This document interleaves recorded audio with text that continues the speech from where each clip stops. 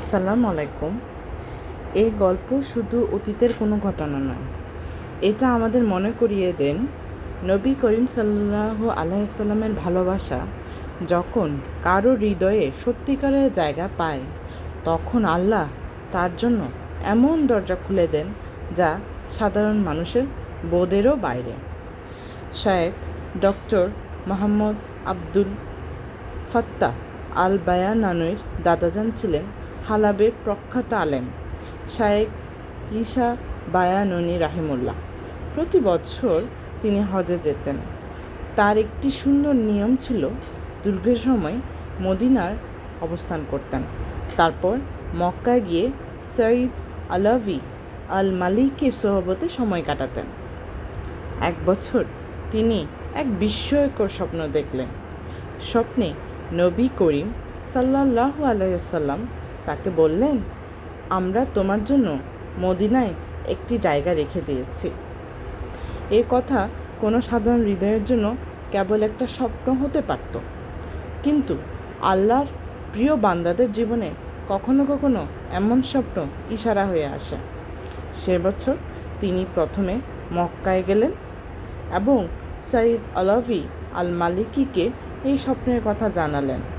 সাঈদও গভীরভাবে মুগ্ধ হলেন, কারণ এই স্বপ্নের ভিতরে যেন লুকিয়েছিল এক নীরব ঘোষণা।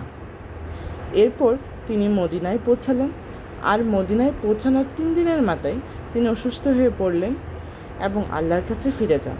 তাকে জান্নাতুল বাকিতে দাফন করা হয়।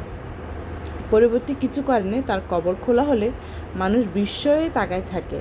তার দেহ অক্ষত ছিল, মাটি যেন তাকে স্পর্শই করতে পারে নাই, যেন তিনি নিদ্রিত।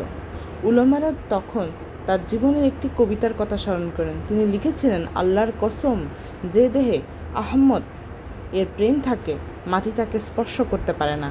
হৃদয়ে যদি নবীর ভালোবাসা থাকে, জিহ্বায় যদি তার প্রশংসা থাকে, মাটি কিভাবে তাকে গ্রাস করবে?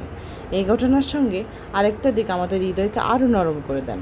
একদিন নবী করিম সাল্লাল্লাহু আলাইহি ওয়াসাল্লাম উম্মুল মুমিন আয়েশা রাদিয়াল্লাহু এর জন্য দোয়া করছিলেন, হে আল্লাহ, আয়েশার আগের এবং পরের সব গুনাহ মাফ করে দিয়েন, গোপন প্রকাশে সব ভুল ক্ষমা করে দিয়েন।